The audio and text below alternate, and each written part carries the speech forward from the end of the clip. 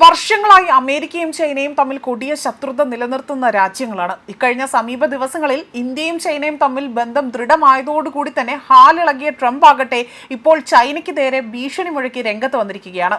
യുഎസിനെതിരെ റഷ്യയും ഉത്തര കൊറിയയുമായി ചേർന്നുകൊണ്ട് ചൈന ഗൂഢാലോചന നടത്തുകയാണ് എന്നാണ് ട്രംപ് ആരോപണം ഉന്നയിക്കുന്നത്.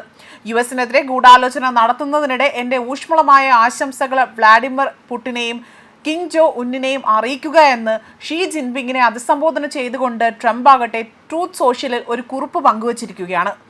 അധിനിവേശ ജാപ്പനീസ് സേനയെ പുറത്താക്കുന്നതിൽ യുഎസ് നൽകിയ പിന്തുണയെ നിസ്സാരവൽക്കരിച്ചുകൊണ്ടാണ് യുദ്ധകാല ചരിത്രം തിരുത്തി എഴുതാനാണ് ചൈനയുടെ ശ്രമമെന്നാണ്, അതിൽ കടുത്ത അതൃപ്തിയാണ് ട്രംപ് ഇപ്പോൾ ഈ ഒരു പോസ്റ്റിലൂടെ തന്നെ വ്യക്തമാക്കിയിരിക്കുന്നത്.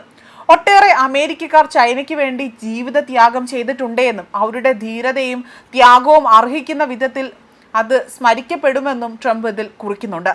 ചൈനീസ് ജനതയ്ക്ക് ആശംസ അറിയിക്കുവാനും ട്രംപ് മറന്നില്ല എന്നതും ഇവിടെ വലിയൊരു ശ്രദ്ധ ആകർഷിക്കുന്ന കാര്യം തന്നെയാണ്.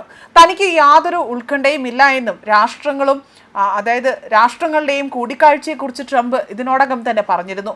ലോകത്തിലെ ഏറ്റവും ശക്തമായ സൈന്യം തങ്ങളുടേതാണ് എന്നാണ് ഇപ്പോൾ ട്രംപ് അവകാശപ്പെടുന്നത്. അവർ ഒരിക്കലും ഞങ്ങൾക്കെതിരെ അവരുടെ സൈന്യത്തെ ഉപയോഗിക്കില്ല എന്നത് എനിക്ക് ഉറപ്പുണ്ട് എന്നും ട്രംപ് പറയുന്നു.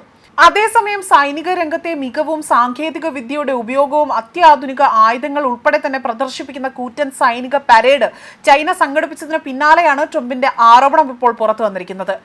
രണ്ടാം ലോക മഹായുദ്ധ സമയത്ത് ജാപ്പനീസ് സൈന്യത്തിനെതിരെ നേടിയ വിജയത്തിന്റെ 80ാം വാർഷിക ആഘോഷങ്ങളുടെ ഭാഗമായിട്ടായിരുന്നു ചൈന സൈനിക പരേഡ് നടത്തിയത്.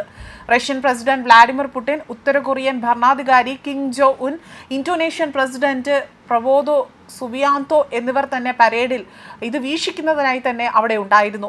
റഷ്യയുമായുള്ള വ്യാപാര ബന്ധത്തിന്റെ പേരിൽ ഇന്ത്യയുമായുള്ള സൗഹൃദം ഉടലെടുത്തതിനിടയിൽ തന്നെ ഇന്ത്യൻ പ്രധാനമന്ത്രി നരേന്ദ്രമോദി ചൈനയിൽ അവിടെ എത്തുകയും ഉച്ചകോടിയിൽ പങ്കെടുക്കുകയും ചൈന സന്ദർശിക്കുകയും ചെയ്തു.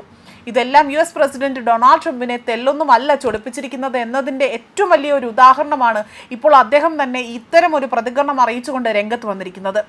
റഷ്യയും ഉത്തര കൊറിയയുമായി ചേർന്നുകൊണ്ട് യുഎസിനെതിരെ ചൈനീസ് പ്രസിഡന്റ് ഷീ ജിൻപിങ് ഗൂഢാലോചന നടത്തുകയാണ് എന്നാണ് ട്രംപ് ഇവിടെ ആരോപണം ഉന്നയിക്കുന്നത്.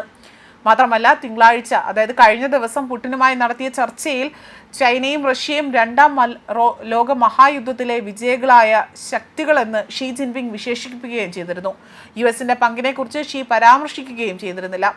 മാത്രമല്ല, മിസൈലുകൾ, ആധുനിക യുദ്ധവിമാനങ്ങൾ, മറ്റ് നൂതന ആയുധങ്ങൾ എന്നിവ അണിനിരത്തിയ സൈനിക പരേഡ് ആഗോളതലത്തിൽ ശക്തി പ്രകടിപ്പിക്കാനുള്ള ചൈനയുടെ ഏറ്റവും പുതിയ ശ്രമമാണ് എന്നതാണ് വിലയിരുത്തപ്പെടുന്നത്.